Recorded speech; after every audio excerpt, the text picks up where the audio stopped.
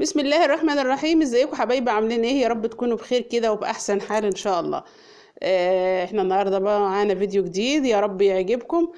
قبل ما ندخل في الفيديو كده بقى ما تنسوش تعملوا اشتراك في القناة، ولو اول مرة حد يشوف القناة يعمل اشتراك ويفعل الجرس عشان يوصله اشعار بأي فيديو بننزله.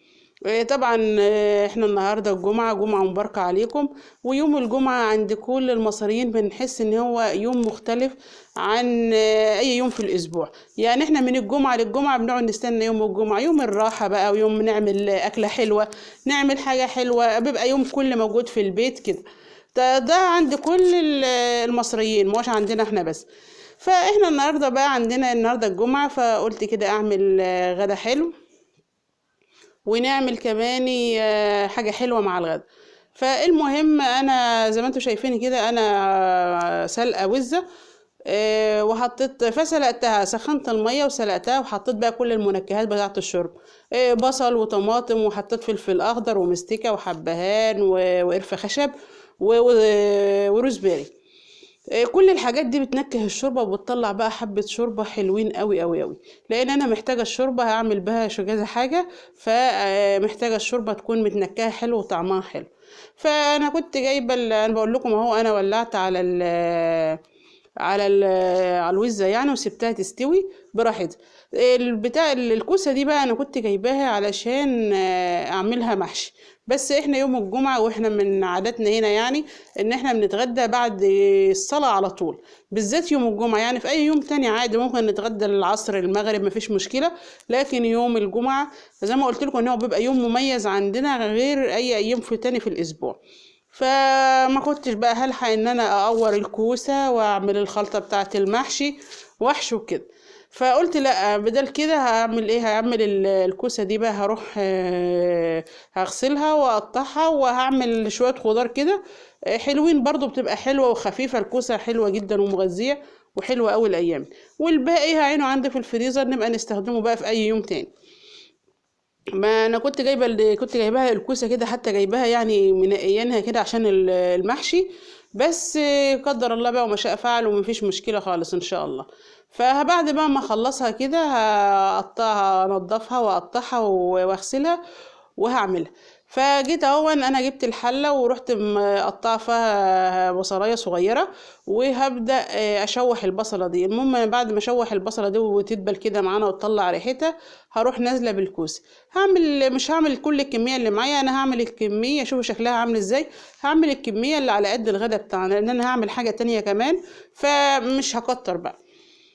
فزي ما انتوا شايفين دلوقتي برضو جبت بصلايه متوسطه وقطعتها وحطيتها على الكوسه، وفرمت طماطم الكوسه انا ما بحبش طماطمها تكون كتيره، لا بحب طماطمها تكون خفيفه عشان نحس بطعم الكوسه.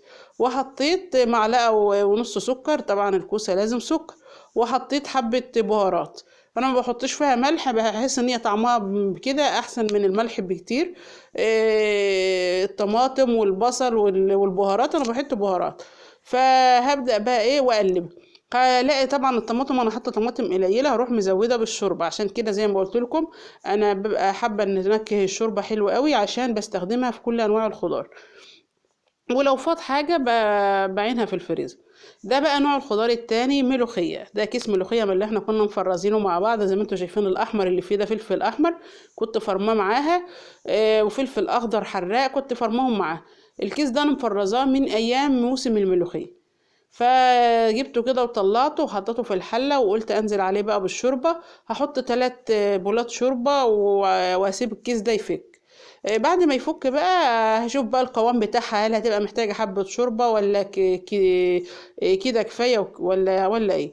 دي بقى نص معلقة سكر هحطها على الملوخية تفك معايا كده، بتحافظ على اللون الخضار بتاعها، وبرضه بتديها تطعيمة حلو. بس لسه هبهر طبعا كل الحاجات دي، لسه هظبط الملح بتاعها والبهارات. بس انا سايباها لما تفك الاول. دي بقى بقيت الكوسه هكيسها، هحطها في كيسين كده خضار، كيسين من كيسين التلاجة بتوع الخضار اهو. وهروح اربطهم واحطهم عندي في اي يوم كده مفيش عنديش خضار ولا حاجه، واحتاجهم في شوربه خضار او كده.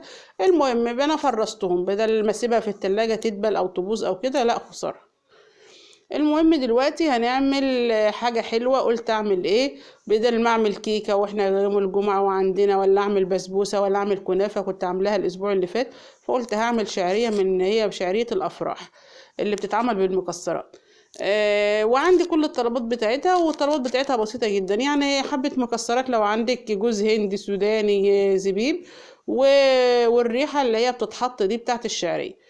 المهم بعد ما شوحت بقى كيس الشعرية وحمرته زي ما انتوا شايفين، هروح نازلة عليه بالمية.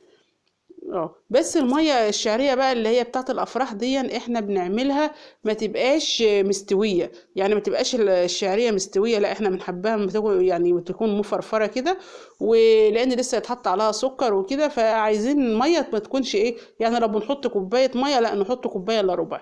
انا بدي مثال. فعشان كده هتلاقوني كل شوية ازود مية بالمقدار كده، يعني انا ما احطش المية كلها مرة واحدة كل ما احس ان هي محتاجه ميه اروح مزوده، لكن مش هحط ميه كتير ولا حاجه. بعد بقى ما استوت الشعريه بتستوي بسرعه. وزي ما انتوا شايفين كده الواحده بوحدتها. حطيت بقى السكر.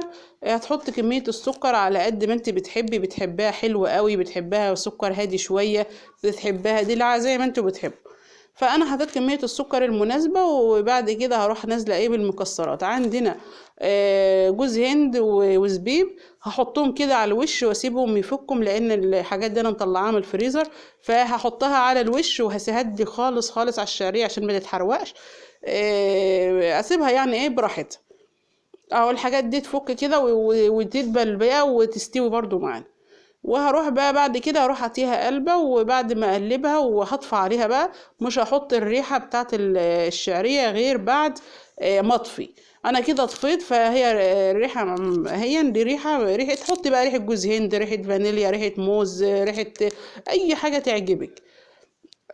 هروح تحطي مية ورد، تحطي اللي هو التاني ده اللي بتحط في استغفر الله العظيم يا رب، اللي هو الماء الورد التاني المية زهر، زي ما انتوا بتحبوا. هديها قلبة وهروح طفي عليها بقى وهسيبها تتكشف. اهم حاجة انك تكشفيها شوية، ما تغطيهاش عشان ما تستويش معانا. دلوقتي بقى هنعمل طبعا ملوخية، يعني طش. هعمل طشة الملوخية. حطيت حبة زيت، وحطيت مقشر حوالي 3 4 فصوص توم، ومقطعاهم ما هرستهمش. قطعتهم برضو، كنت لسه بقى هطلع الهون واهرس وما اعرفش، قلت يلا ما اقطعهم كده قطع وخلاص. ما هو احنا كستات بيوت يعني ايه، برضو بيجي علينا ساعات نقول لك يلا بقى بدل ما هطلع يعني. وبرضه بيبقى حلو. وحطيت بقى حبة كزبرة عليها هي، وهبدأ بقى اشوحها. المهم تخلي بالك علشان التوم ما يتحرقش وعشان ما يديش مرارة، ولا الكزبرة. وبعد بقى ما تتشوح معانا خالص وريحتها بقى، تلاقي ريحة المطبخ بقى ما شاء الله، بالذات ريحة الطشة بتاعة الملوخية دي. هنروح نازلين بقى ونشتغل شغل المطاعم، وننزل بالملوخية على الطشة على طول. اه انا كده بقى الملوخيه الخضراء ما بتاخدش، يعني بتاخد غلوه واحده اول ما تقلب على النار خلاص اهي. لان كده هروح مرجعاها تاني في الحله اهو، وهروح طافيه عليها، وهنروح بقى ايه غارفين الاكل بتاعنا كده خلاص اهو. شوفوا شكلها عامل ازاي وخضرها. الملوخيه دي انا مفرزاها من ايام استغفر الله العظيم يا رب، من ايام موسم الملوخيه، يعني بقالها كذا شهر اهي. وشوفوا شكلها عامل ازاي، وريحتها وقوامها ما شاء الله جميله جدا، وطعمها حلو. جمعه مباركه عليكم كده، وكل سنه وانتم طيبين يا رب، وكل اللي نفسه في حاجه ربنا يحققها له. وجمعه مباركه عليكم تاني، وكل سنه وانتم طيبين. واشوفكم ان شاء الله بفيديو جديد. ما تنسوش بقى تعملوا اشتراك في القناة اللي أول مرة حد يشوف، وتضغطوا لايك، يعني ما تبخلوش باللايك. لو عجبكم الفيديو اعملوا لايك. أشوفكم إن شاء الله بفيديو جديد. مع السلامة.